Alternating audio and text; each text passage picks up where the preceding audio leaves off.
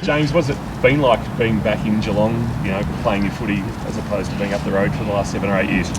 Yeah, it's been great. Love the city and obviously grew up here, so got some strong connections to the club and strong connections to home and my family. So the club have been super in welcoming me, and I'm just trying to fit in as quickly as possible and get to work really. But yeah, my first couple of weeks has been super, and super excited to spend the next 4 years here. The whispers started during the year that potentially you were going to find a home at Geelong. Is it as cut and dried as that, or was there a bit to go through that you were coming back down the road? Nah, there's definitely a bit to go through. I think a few of the media people were just guessing, ended up being a good guess. But there was a lot of talks between the two of the club and my management group. But it's never as clear cut as it seems. Hawthorn is in a great space, Geelong in a great space as well, but why elsewhere? Yeah, it's a good question. I think it was just right timing for me. I think where the club was going, Hawthorn, I'm speaking about, where they were going with their list and their profile. And Geelong obviously being interested was flattering, and I think the timing was perfect. And footy's not forever, and I think opportunities like this don't come around very often. So the nostalgia around coming home, being with my family, and playing for the blue and white, who I supported for my whole life, and it was just too much to give up, and I took that opportunity when it came. You say where the list was going. Do you feel you might not have had that full-time midfield role, considering you were sub at one point this year? I think I'm good enough to be playing in the midfield at Hawthorn, and I think I'll be good enough to play here as well. So it wasn't really worrying me too much about that position in the team. But like I spoke about before, just the nostalgia around coming home and being close to my family and friends was the main drawing card. How did you find this year? Obviously, as I said, in and out a little bit and injured and that sort of thing. Like, how did you see your year? Yeah, it was disappointing, to be honest. It was probably my most injury-riddled year, which was annoying, and probably not good timing with the contract and everything. But we made a prelim final and we got to play some finals, and Hawthorn are a really strong team and they're going to contend again. Sorry, just choking up a bit. They're going to contend again, but it was a difficult time, and happy it's done now. Yeah, some players really relish that pressure of the contract year. They talked about quite a lot, and others feel the pressure. How did you find it?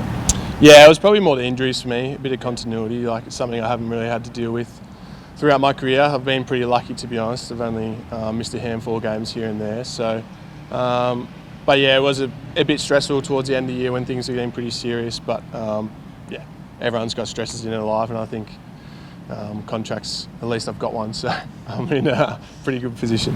What do you hope to bring to the lineup? I just want to, bring my experience. About 150 games now, 8 years in. So, I'm an inside mid, powerful and a good clearance player. So I just want to bring that to the Cats and hopefully bring a different dynamic into the midfield.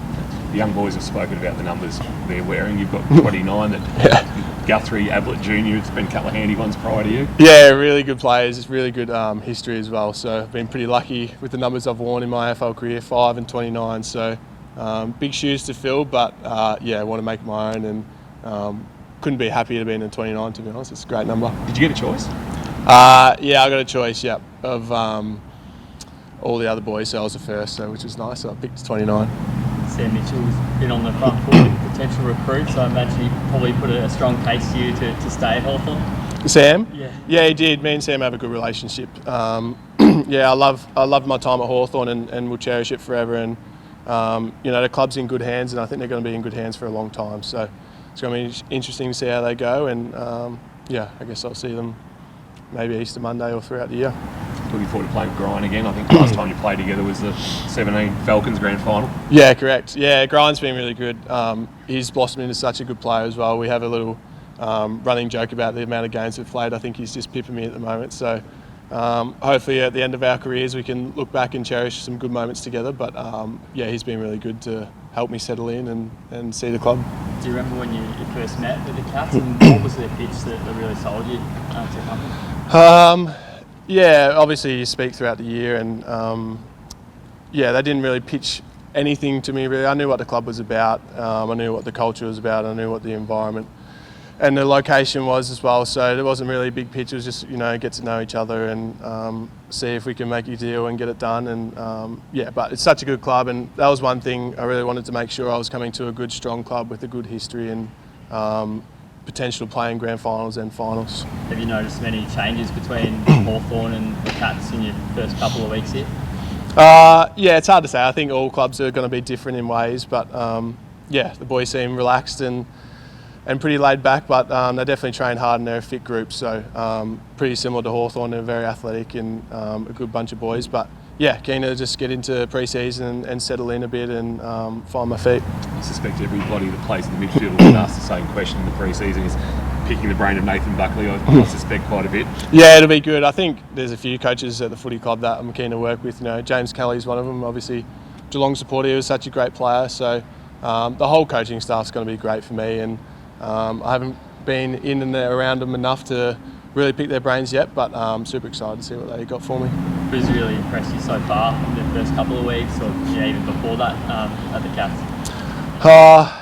It's hard to say. I don't really want to individualise, but the whole group is really fit and really strong, and I was quite surprised at how well some of the boys move and how athletic they all are. So I think I've come from a club in Hawthorn being a very athletic and powerful group, and I think Geelong are the same.